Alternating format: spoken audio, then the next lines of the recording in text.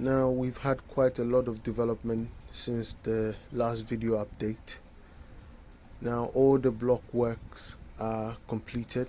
That's the footing for the foundation. They are all done. We are now expecting the carpenter to come in and board up all the pillars within the block works to ensure the foundation is totally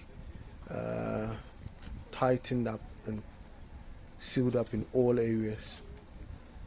Once the carpenter is done, then we can proceed to casting the concrete within all the pillars to support the foundation. Now we would have to leave the concrete to set for about 3 days or more before we can proceed to fill in the foundation. So at the moment you can see all the progress. Just taking a quick walk on the foundation block work to give you a close-up so you can see how it all looks like.